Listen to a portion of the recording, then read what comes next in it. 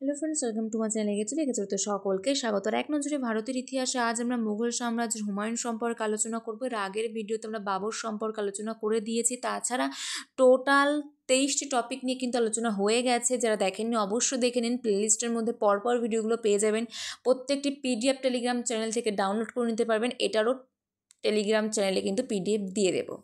তো প্রত্যেকটি এক্সামের জন্য কিন্তু এই সিরিজের প্রত্যেকটি ভিডিও ভেরি ইম্পর্টেন্ট। ডব্লিউবিসিএস থেকে শুরু করে ডব্লিউবিপি, কেপি, এসএসসির প্রত্যেকটি এক্সাম, সিজিএল, সিএসএল, এমটিএস, এমনকি পিএসসির ক্লার্কশিপ, মিসলেনিয়াস এবং রেলওয়ের প্রত্যেকটি এক্সামের জন্য কিন্তু সমান গুরুত্বপূর্ণ হতে চলেছে এই সিরিজের প্রত্যেকটি ভিডিও। তো চলুন শুরু করবো, আর কোনো টাইম ওয়েস্ট করবো না। শুরু করার পূর্বে বলবো, যদি আমাদের চ্যানেলে কেউ নতুন হয়ে থাকেন, চ্যানেলকে অবশ্যই সাবস্ক্রাইব করে রাখুন আর এই ভিডিওটা প্রথম থেকে শেষ পর্যন্ত দেখতে থাকুন। তো চলুন দেখে নেব ফার্স্ট কোশ্চেন কি বলছে।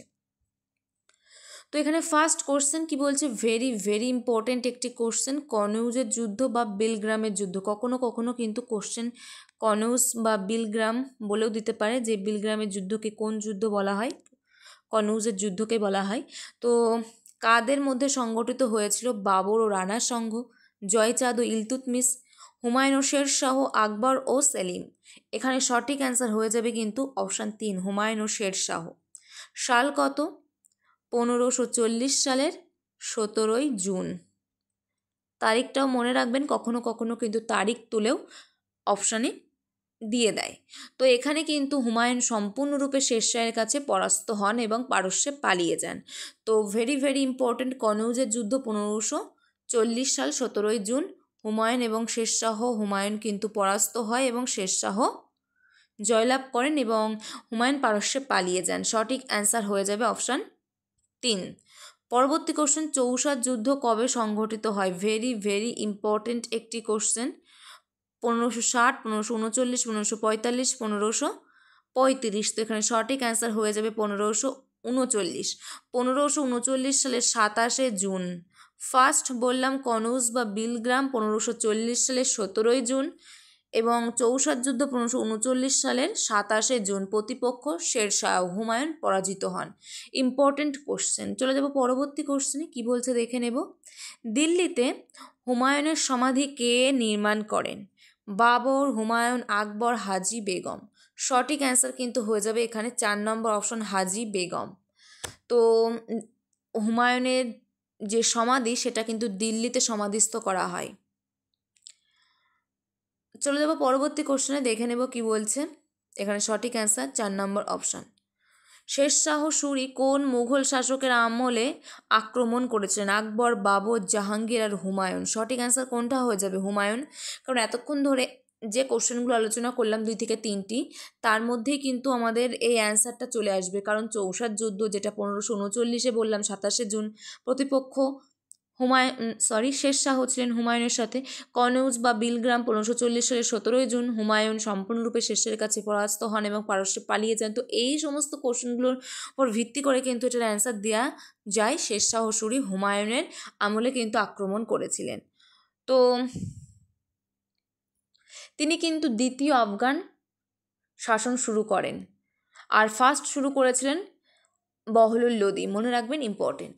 চলে যাব পরবর্তী কোশ্চেনে, কি বলছে দেখে নেব। আর এখানে আরেকটা কথা মনে রাখুন, প্রকৃত নাম হচ্ছে ফরিদ খাঁ, আর শেরশাহ কিন্তু তার উপাধি ছিল। তার সাথে সাথে শেরখাও কিন্তু বলা হয়।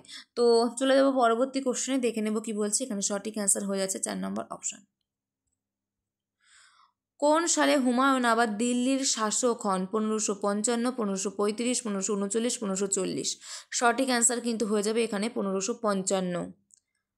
সরহিন্দের যুদ্ধের মাধ্যমে কিন্তু তিনি আবার পুনরায় দিল্লির শাসক হন। পারস্যে পালিয়ে যান কনৌজ বা বিলগ্রামের যুদ্ধের পর, এবং 15 বছর পারস্যে কাটানোর পর 1555 সালে পারস্যের অধিপতি শাহ তাউসমাপ ও বৈরাম খাঁয়ের সহযোগিতায় সুরবংশীয় সিকান্দার সুরকে পরাস্ত করেন এবং পুনরায় সিংহাসনে বসেন। এই যুদ্ধ ইতিহাসে সরহিন্দের যুদ্ধ নামে পরিচিত। কখনো কখনো কিন্তু অপশানও দিয়ে দিতে পারে, বা এই যুদ্ধের নাম তুলে অপশান দিতে পারে। সরহিন্দের যুদ্ধ কত সাল? সরহিন্দ 1555। চলে যাব পরবর্তী কোশ্চেন, দেখে নেব কি বলছে। নিচের কোন যুদ্ধকে বিলগ্রামের যুদ্ধ বলা হয়? সঠিক অ্যান্সার কোনটা হয়ে যাবে? চৌসা, কনৌজ, পানিপথ কোনোটিই নয়। তো সঠিক অ্যান্সার হয়ে যাবে অপশান বি বা খ, কনৌজের যুদ্ধ বা বিলগ্রামের যুদ্ধ। সাল কত বললাম? 1540 সালের 17ই জুন। হুমায়ুন সম্পূর্ণরূপে পরাস্ত হন শেরশাহের কাছে এবং পারস্যে পালিয়ে যান। পরবর্তী কোশ্চেন, সম্রাট হুমায়ুন কোন রাজ্যের বিরুদ্ধে প্রথম অভিযান পরিচালনা করেছিলেন? কালিঞ্জর, গুজরাট, মালওয়া কোনোটিই নয়। তো সঠিক অ্যান্সার হয়ে যাবে কালিঞ্জর। কত সাল? 1531। 1531 খ্রিস্টাব্দে হুমায়ুন বুন্দেলখণ্ডের কালিঞ্জর দুর্গর হিন্দু অধিপতি প্রতাপরুদ্রের বিরুদ্ধে অভিযান পাঠান। তো সঠিক অ্যান্সার অপশান এ বা অপশান ক। পরবর্তী কোশ্চেন দেখে নেব, হুমায়ুনের আসল নাম কি ছিল? জহিরুদ্দিন, নাসিরুদ্দিন, মোহাম্মদ, জালালউদ্দিন কোনোটাই নয়। সঠিক অ্যান্সার হয়ে যাবে এখানে Nasiruddin Muhammad, option B right answer. আর হুমায়ুন কথার অর্থ হচ্ছে ভাগ্যবান। 1530 সালে কিন্তু তিনি সিংহাসনে বসেন। ইম্পর্টেন্ট, মনে রাখবেন। পরবর্তী কোশ্চেনে দেখে নেব,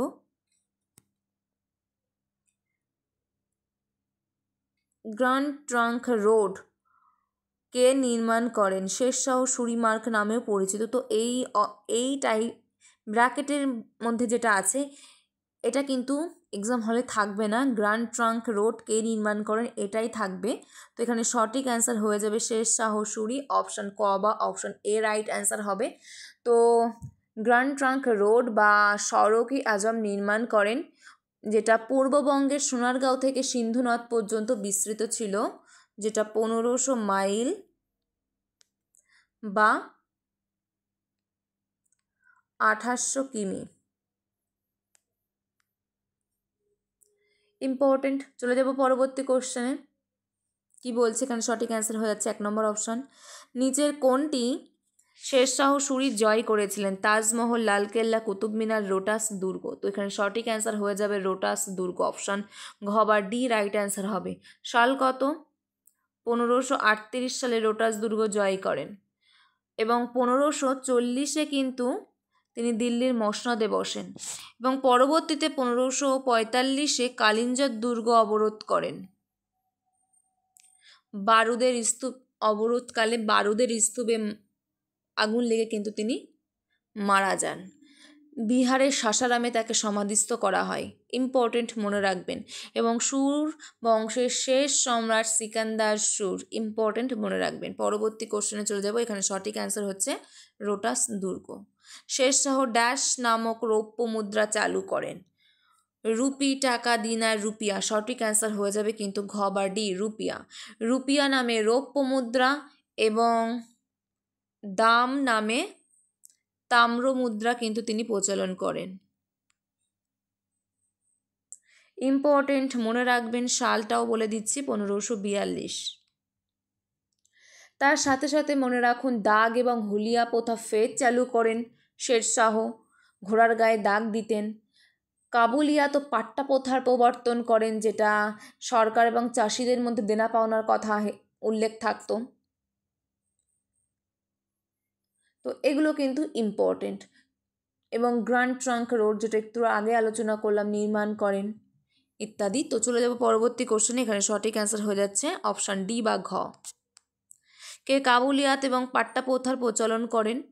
তো একটু আগেই বললাম ফার্স্ট আগের কোশ্চেনে শেরশাহ, 3 নম্বর অপশন রাইট অ্যান্সার হয়ে যাবে। কাবুলিয়াত এবং পাট্টা প্রথার কে প্রচলন করেন? 2 নম্বর অপশন রাইট অ্যান্সার হয়ে যাবে শেরশাহ। কাবুলিয়াত এবং পাট্টা প্রথার প্রচলন করেন, যেটার মাধ্যমে সরকার এবং চাষিদের মধ্যে দেনা পাওনার কথা বলা হতো। তার সাথে সাথে কী কী বললাম? দাগ এবং হুলিয়া প্রথা ফের চালু করেন, ঘোড়ার গায়ে দাগ দিতেন, তাছাড়া রুপিয়া নামে রৌপ্য মুদ্রা, দাম নামে তাম্র মুদ্রা প্রচলন করেন এবং গ্র্যান্ড ট্রাঙ্ক রোড নির্মাণ করেন।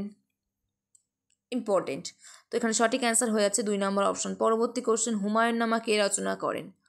সঠিক অ্যান্সার হয়ে যাবে গুলবদন বেগম, 1 নম্বর অপশন। হুমায়ুনের বোন, যিনি বাবরের কন্যা ছিলেন গুলবদন বেগম, হুমায়ুন নামা রচনা করেন। পরবর্তী কোশ্চেন কি বলছে? সুরাজগড়ের যুদ্ধ কত সালে হয়? এর আগে একটা দেখলাম সরহিন্দের যুদ্ধ 1555। সরহিন্দের যুদ্ধ চৌসার যুদ্ধ 1539 সালের 27শে জুন, কনৌজ বা বিলগ্রামের যুদ্ধ 1540 সালের 17ই জুন, এবং সুরজগড়ের যুদ্ধ 1539, 1540, 1534, 1545। কোনটি হবে এখানে সঠিক অ্যান্সার? 1534।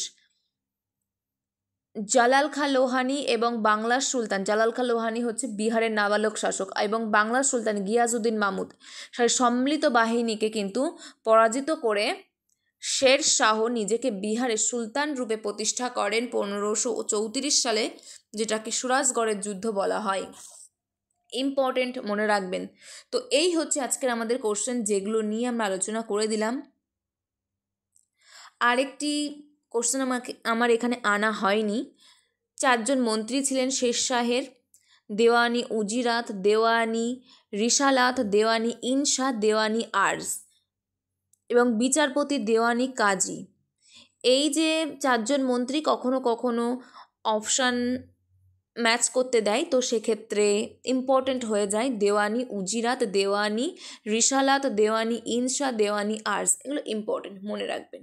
তো এই হচ্ছে আজকের কোশ্চেন, যেগুলো নিয়ে মোটামুটি আলোচনা করে দিলাম।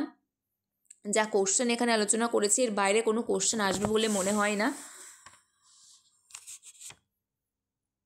তো যদি ভিডিওটা ভালো লেগে থাকে অবশ্যই একটু লাইক করুন, বন্ধুদের মধ্যে একটু শেয়ার করে দিন, যাতে সকলের মধ্যে ছড়িয়ে পড়ে। আর নেক্সট ভিডিওতে তো আমাদের আবার দেখা হচ্ছে। PDF দিয়ে দেবো টেলিগ্রাম চ্যানেলে, সেখান থেকে ডাউনলোড করে নিতে পারবেন। তো এখানেই শেষ করছি আজকের ভিডিও। Thank you and good bye.